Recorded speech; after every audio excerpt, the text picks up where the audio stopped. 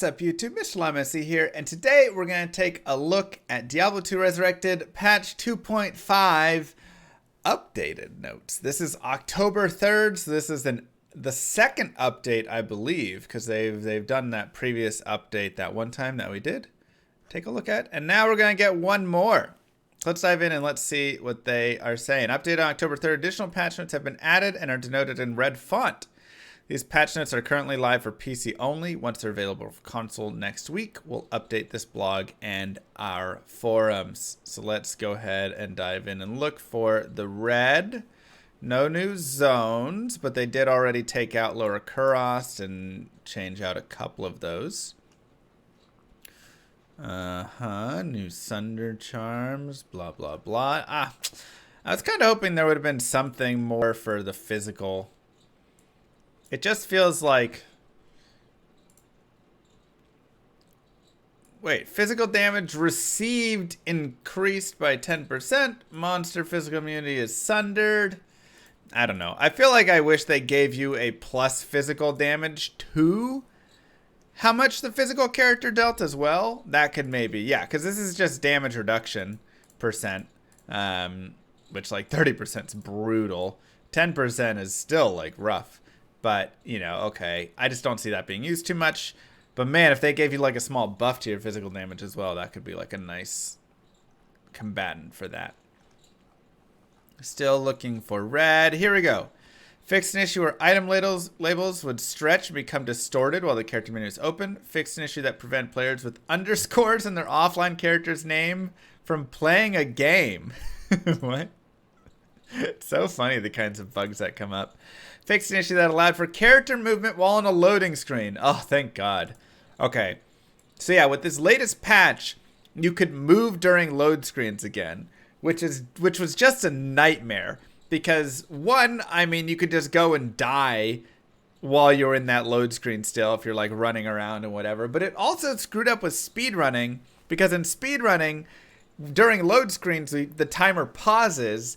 So if you could run during it, it actually made people that had like long load screens kind of get this like big advantage where you could run like a whole screen over before the timer would start again. It became a whole mess. So I'm really happy for that got fixed. Made additional improvements to localization translations. Sundering Charms. Conviction and low resist effectiveness will be 1/5 effective even after a Sundering Charms applied effects. This change will go into effect on October 6th once Ladder Season 2 begins. Huge! Absolutely huge. And honestly, good. This is really good. This is a change that I definitely pushed for. And the reason is because, if not, again, Sunder Charms just broke Infinity. Infinity was already so good for, like, a lightning sorceress, right? The fact that you could get there and then have Infinity as well, all of a sudden, you break it. And, yeah, they have, like, high resistances because it's 1/5 effective to break, for the people who don't know. If you have, like, Infinity doing minus 100 resistance from the conviction, which it's not that high, but whatever. And they're, you know, above, they have like 220% immunity. That'll just bring them down to 200%. It's 1/5 effectiveness. So the reason it was way too good is because here you would get that drop under with the Sunder Charm, and then Infinity Conviction would apply the full minus res. So it made things like Infinity way too strong. It just made this Conviction and lower resist way too good. And it needed to be dropped to that 1/5 like it was originally. Otherwise, yes, other characters would start to get towards the level of like Lightning Amazon, Lightning Sorceress. But then those just kind of skyrocketed up from that. So, yeah. And I wouldn't say Infinity is useless with a Sunder Charm at all. Yes, you don't need it for, like, breaking the lightning anymore, but you are still getting a minus res from it, which still can be helpful, right? I mean, here we can look. Here's Infinity. And it has a level 12 Conviction Aura. And level 12 Conviction Aura. Which is 85%. So you're still getting 20% of that, which is what? 15? 16? 17? 17? Yeah, 17. So you're still getting minus 17% on monsters that were immune, but then monsters that weren't immune, you're still getting the whole minus 85, which is something you're forgetting. Like, not every monster was lightning immune. So any monster that's fire or cold or whatever, you're still getting the minus 85% on every monster that wasn't lightning immune, and then minus 17% on ones that were. It's huge. Absolutely huge. I like that change a lot. Cold Mastery now, again, does definitely become a little bit stronger. Still, like we talked about, Cold Mastery only gains strength on cold immune monsters, nothing else. Because, again, nothing's changing on any monster except a monster that was cold immune. Now it will be minus 100 cold res, which is a very big shift, assuming that you have Cold Mastery maxed out to 200% or whatever, or 195. So that is still a big shift, but it is only for the cold immune monsters. The cold sorceress damage is going to be a little lower, though. Yeah. That's, whatever it is. This is different, though, with Conviction Low Res. I do like this. Again, I do think this is very nice with the Sunder Charm. And yeah. And you could run Infinity without a Sunder Charm if you wanted. Which is interesting, because if you run Infinity without a Sunder Charm,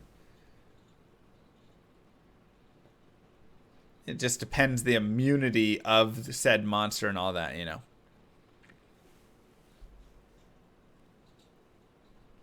So maybe lightning sorceresses will want to do that. But I still think you could do both and it'll still be very strong. I think either way you're still running the Infinity no matter what. Okay, moving on. Terror Zones. Fixing issue where the UI would not properly display chance to hit against higher level Terror Zone monsters. Fixing issue where Terror Zone warning messages were inconsistently populating. Added an indication next to the auto map to inform the player where the current Terror Zone is specifically located. An indication next to the auto map to inform the player where it's located.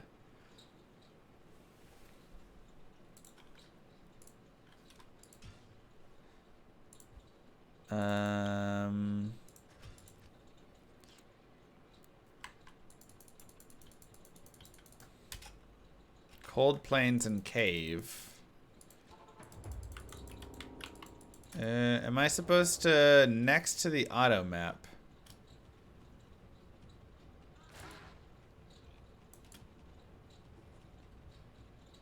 I guess I'm in it. So if I go out of it,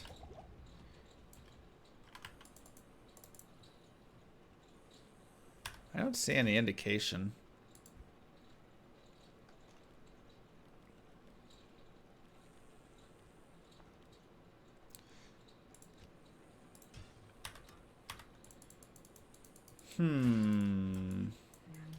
Maybe I have to restart BattleNet for it. I probably haven't loaded the patch. Okay, that's fine. Modding monstats.txt. Some treasure class stuff, some skills, passive stat, super uniques now have TC desecrated.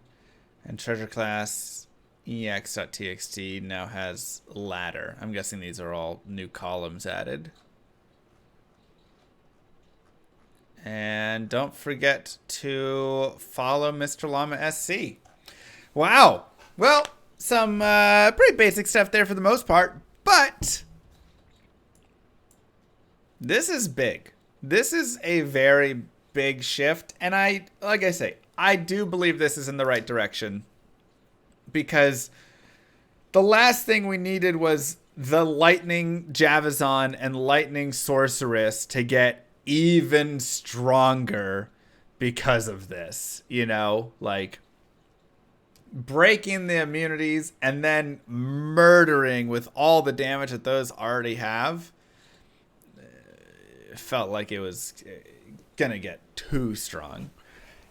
So I think this is a good change. This should lower the effectiveness, but still have them be, they're still going to be S tier, right? It'll still be S tier, but it's going to lower it from, you know, potentially just getting too far above and away from kind of other characters. So I think it's a good change. Like I say, this is one that I was asking for sure. I'm happy that they've done it. You can blame me. You can blame other streamers, because literally I think every single streamer that I know was saying the exact same thing. All of us were like, hey, are you going to change it to be 1/5 effectiveness? And I think even a lot of people just wanted that. It was, yeah. So, yeah, this is pretty much just a lightning nerf there to make it not as crazy when you do get Sunder Charms and all that stuff. Yeah, it's only for immunes. Only for if it was immune. So, yes, a lot of people said this overall. A lot of people requested this. Yeah, maybe Cold Mastery should be 1/5 effective on cold immunes. That could be something. That are broken. That could be maybe a nice change there to still keep some of that difficulty in there. Who knows? That's all we got right now for this update. Ladder Season 2 starting October 6th. You can check what the time is. I think it's like 5 p.m. Pacific time. However that converts over for you. You can check, I think on their website, they've got it somewhere on the Battle.net forums. Don't forget to like and subscribe, YouTube. Mwah. Peace, everybody.